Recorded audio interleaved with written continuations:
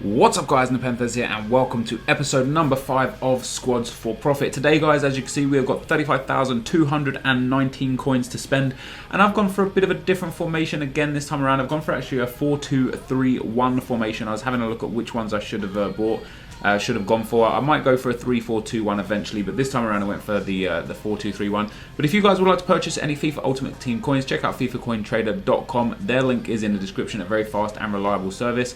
As you can see, my record is 12 wins and 1 loss. Not too bad. Real disappointed to have lost that game in the last episode straight away, but we still made profit, so we're still doing very, very good. And yeah guys, hopefully you enjoy the episode. If you are enjoying this, leave a like. You guys have been smashing the likes on these videos recently, and I can't tell you how overwhelmed I am. I love the fact you guys are loving this. And yeah, all is good guys, all is good. So let's get into the team. Okay guys, so into the team we go, and I've got this cam to centre forward card in the trade pile. I bought it for 150 coins. Turns out I actually don't need it. I'll explain why in a second. I also bought this guy here, Jansen, for 150 coins, and he doesn't fit into the team or on the bench or reserves or anything, so I'll leave him in the trade pile for now, and we'll sell him on shortly afterwards. So I've gone for an Eredivisie / Dutch team, and this is on the bench guys. We've got Maher here, picked him up for 350. We've got Wesley Schneider in a 4-1-2-1-2, picked up for 1400. He'll probably go for around 16 or 1700 in the busy periods of FIFA. We've got Toivonen there for 650 coins, and Jurisic, who had an informed silver last year, and it was awesome. I played with that and I loved it. 350 coins. We've got Moisander, a very, very good centre-back, for 400 coins, and Marcelo, the other centre-back, for 650. We've got El Gero Elia for 700 coins. The reason why I actually bought him was because I do anticipate bringing him on as a substitute to you know, give me that pace and those skills, and he's got 85 dribbling, a great player.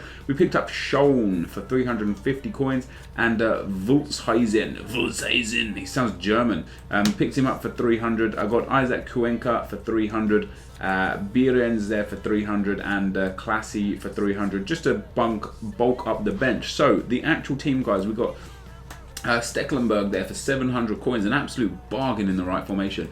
In a right back, I got this guy, Van Rijn. It cost 6,200 coins. Got him on an open bid, guys. The next player, the next one of him on the market, was going for 7,500, and it had a bid on it as well, so hopefully I can make a nice bit of profit from him. Got Khalid Boulourouz for 400 coins, and again a bargain. He's got really good stats. And Johnny Heitinger as well for 350 coins. And then at left back we got Patrick Van Arnholt for 1,200. He should sell on for 15 to 1,600 in the good times. I got Anita at CDM, 700 coins, plays for Newcastle, and Van Bommel was the other CDM for 350 coins. In a cam, we've got Wijnaldum. See, I picked this dude up for 850 coins as a cam. As I say, I bought the cam to centre forward card for him, but he already gets 9 chemistry in the team, so there's no point applying that to him. And in at the cam spot, we've got Christian Eriksen, 5-star weak foot, 4-star skill moves, cost me 400 coins. What a bargain. His inform card is ridiculous. I've used it before, so can't wait to use him. And the other cam, we've got Siem De Jong. I actually might swap him out for one of the other guys. And then up front, guys, we've got the most expensive player in the team, Josie Altidore in form, 16,750 coins. Should sell on for around 19 to 20,000, so hopefully make a bit of profit on him. I'm looking at this team, and I'm thinking that the only player that I would want to take and swap out would be to put perhaps Jurisic here for this dude here, but I don't know if then my man here gets 9 chemistry. So let me go out and go back in and have a look just to see, because I just like to have 4-star skills with the 2 cams there. So let's have a look for yeah, see, they both only get 7 chemistry. There we go. So we're going to have to put De Jong back in the team, and he will be the man that is there to give everybody the 9 chemistry. So guys, this is going to be the team. Let us get into the gameplay.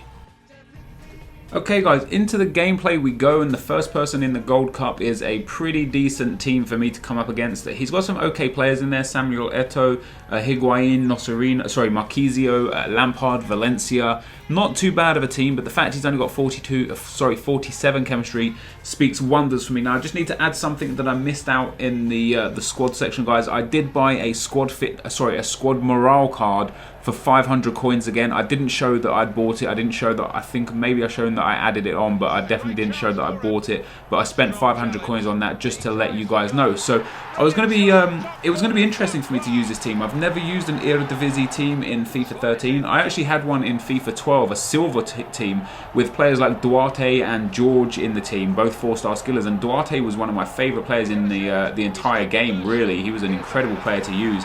And This time around, I looked at him and I just didn't get good vibes from his card. Like, he didn't have great dribbling. His pace is still okay and he still has 4-star skills, but his shooting is really poor. And I personally felt like Wijnaldum at centre forward and I thought Eriksen at the right cam spot were much better. I could have put Duarte in the left cam spot, but I'm not sure for chemistry after that.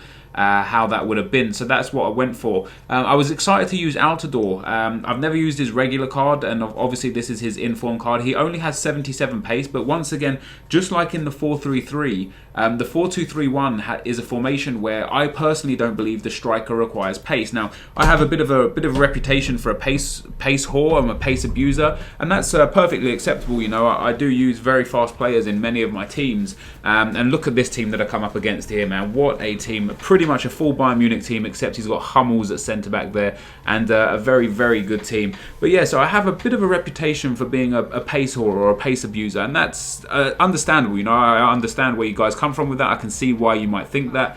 But what I try to do is put players in solid positions that benefit the formation I'm playing. So, for example, when I play in a 3-5-2, it benefits me to have a lot of pace on the striker positions and on the left mid and right mid positions, simply because they're predominantly the positions where you need the pace. The centre attacking midfielder in a 3-5-2, I don't always go for pace. You know, I use Carlos Eduardo, Kaká, Diego. These players aren't like, you know, the quickest players, and that's because the position that they hold doesn't necessarily require much pace. Now, with a 4-3-3, my favourite 4-3-3 team was the one where I had Liedson as striker. Now, Liedson only has like 62 pace, and he scored a lot of goals for me. So again, it just really amplifies the fact that that me personally anyway, I don't necessarily use pace because I have to use pace to win games. I prefer to use pace in the positions where I know it's the most effective. So ultimately what I'm trying to say is, I guess, is that I like to build teams that I know will give me the best opportunity to win, and sometimes that requires me using a lot of pace, and sometimes that doesn't require me using a lot of pace. Now, with this team, the centre attacking midfielder spots and the centre forward spot especially, which is why Wijnaldum is there, require a lot of pace because they get the ball in the position where they have a lot of space to run into. You'll see a few times in this game here, like Eriksen and I can't remember who my left cam is, but Eriksen and the left cam are often in kind of left forward or left attacking mid positions where they require the pace. Now, the left attacking mid doesn't have that much pace, so he actually quite often got done in the game. And you'll see in this game here, actually, after I scored this goal with Wijnaldum here, smash it home, I actually brought on Elia after this, and I put Elia in the left attacking midfield position because I know that he's going to be very, very dominant with his pace down that side. So I pulled the game back to 4-3 after going 4-0 down at half-time, or 4-1 at half-time, but I did go 4-0 down, and the guy makes it 5-3 with Mario Gomez. But in this team, guys, going back to the whole pace thing and Josie Altidore, so in this formation, I personally don't believe you require pace in the striker position. I think Altidore would be a great fit because his strength is solid, and even though I think he only had 77 shooting on his card, that was more than enough. His shot was deadly. He was an absolute dream to play with. I think he scored 3 or 4 goals for me overall, but he was really, really nice to play with. And yeah, it was great fun to play with a player that I've never played with before, and to play with a team full of players that I don't have much experience with. You know, I've used Wijnaldum a few times. I've never used Eriksen. I've never used the left cam. I've never used Altidore. I've never used Van Bommel, and he was pretty good to play with. I hate Van Bommel with a passion in real life. I think he's like a very dirty, scummy player. You know, there's a few times that he played against Arsenal and he just, like, you know, kicked shit out of the Arsenal players, which a lot of you probably will think that's actually a good thing, because I know a lot of you guys don't like Arsenal, but I am an Arsenal fan, and obviously that leaves a sour taste in my mouth when people do that to my players, to my team, to my boys. But so yeah, I put Van Bommel in there, not too bad. Khalid Boularus and Heitinga as a partnership defensively. I say this after coming off the back of conceding 5 goals, but they're very strong. They're very good. Like, they've got average pace, they've got okay pace, but their defensive stats for how cheap they are. I highly recommend these as players. You know, Khalid Boularus especially. I think he's very, very underrated in the game. Into the third game now, guys, and we come up against another Bundesliga team. Neuer in goal again, Piszczek and Kuba on the right. He's got a lot of Dortmund players. He's got a lot of good players. Boateng and Santana in defence. Esvine up front. He's got Royce and Gertz there at cam with attribute cards on them. He's got Schürrle at left midfield who has 88 pace. It's an insane team. It's a very good team. And this was one of those games that for me was real difficult to play. We was back and forth. He was a very, very accomplished player. He was very, very good on the ball. He knew how to work the game. His formation, I think, he's obviously played a lot of that formation, and that's the sort of formation that suits him really, really well. Because as you can see here, like the way he picked apart my defence a few times was very, very good. You know, I couldn't stop him. I don't even know if I had like a better team whether I'd be able to stop him or not. He was a very strong player, and it's fun for me to play against strong players in games that aren't for wager matches. You know, I enjoy these games, even though I did actually go on to lose this game as Wijnaldum goes and scores a nice goal here.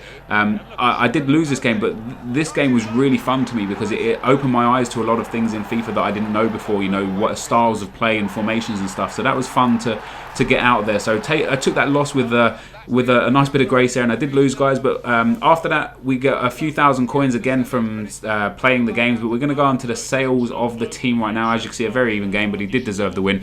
And yeah, guys, let's get into the sale of the team. Okay guys, welcome to the sales section of Profit Squads, or Squads for Profit, episode number 5. We're up to 41,483 coins now, and we've got a record of 14 wins and 2 losses. So that's not too bad considering we started with 10,000 coins.